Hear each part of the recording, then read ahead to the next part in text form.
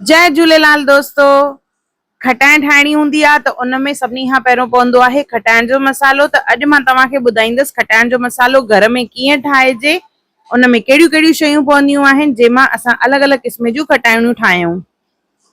जय झूलेलाल दोस्तों, मां मुस्कान आहूजा और तव्हांजो स्वागत आहे मुंहिंजे चैनल हुनर मुस्कान का सिंधी ते।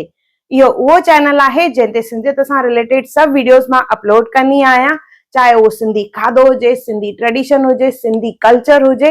हिकु हिकु वीडियो मुंहिंजे चैनल ते अवेलेबल आहे, त तव्हां ज़रूर ॾिसजो और पंहिंजे माइटनि और दोस्तनि ताईं इहो वीडियो ज़रूर पहुचाइजो त हुनर मुस्कान का चैनल ते इहे वीडियोस अवेलेबल आहिनि।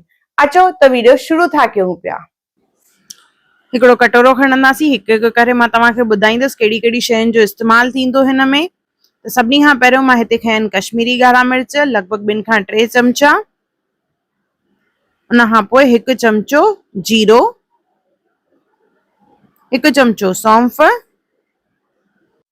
1 चमचो पीली राई खणंदासीं असां, जंहिंखे राई जी दाल बि चवंदा आहिनि, 1 चमचो सॼा धाणा,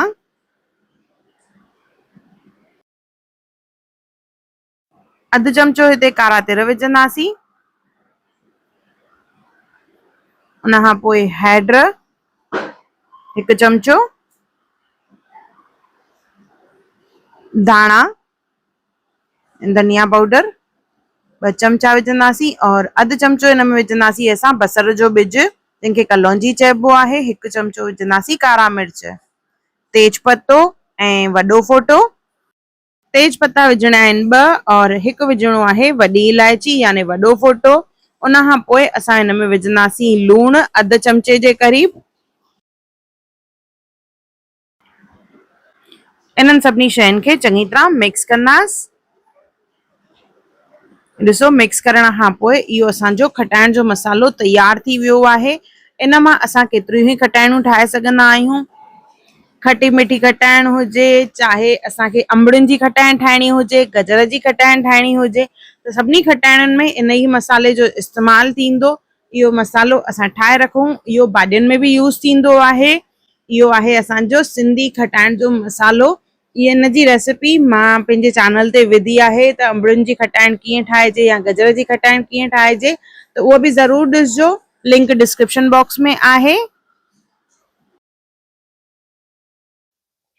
अगर तव्हांखे मुंहिंजी वीडियो पसंद आई हुजे त उनखे लाइक कजो, शेयर कजो और सब्सक्राइब कजो।